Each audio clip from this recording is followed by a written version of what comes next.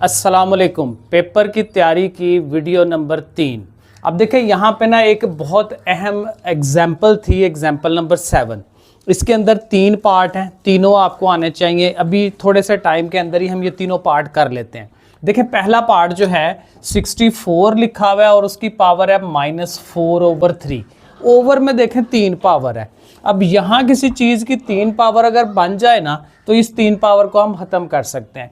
तो ये बनता है 4 की पावर 3। आप कैलकुलेटर में करके देखें, आपको पता चल जाएगा।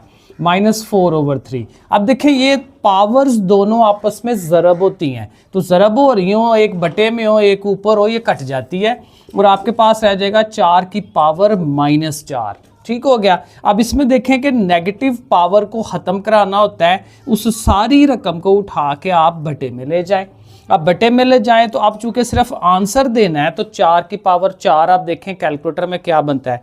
4 × 4 16, 16 और 16 256 मेरे हाथ में बनता है, वो आप चेक कर लीजिएगा। तो ये इसका पहले पार्ट का आंसर। ये दूसरा पार्ट है। अब इस पार्ट में भी देखें ये जजर बनी हुई है और 3 है, तो ये जजर 3 जो है वो 1/3 होता है। पहले तो आप ये स्टेप बनाएं, बाकी अंदर वाली चीज़ें वैसे की वैसी आपने लिख देनी है और ऐसे ब्रैकेटें लगा के 1/3 लिख दें।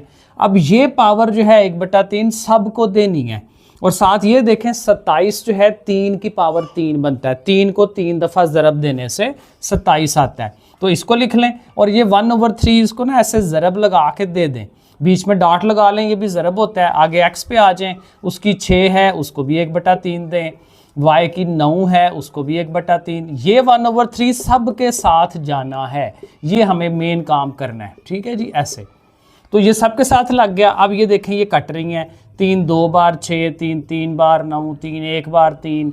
ठीक है, अब 3 की पावर 1 3 ही होता है।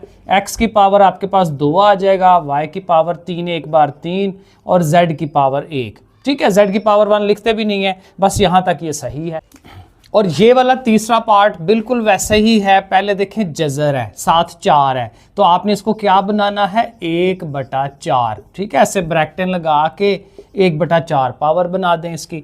अब उसी तरह से देखें बाहर ओवर में 4 है, तो 16 जो है वैसे तो 4 की पावर भी 2 हो सकता है, लेकिन 2 की पावर 4 बनाएं, क्योंकि 2 को 4 दफ़ा ज़रब दें तो 16 आता है और 2 की पावर 4 बनेगी, इससे कटेगी, तो इसलिए इसको आपको लिखना चाहिए 2 की पावर 4। और 1/4 बाहर वाली उसको भी साथ लगा दें।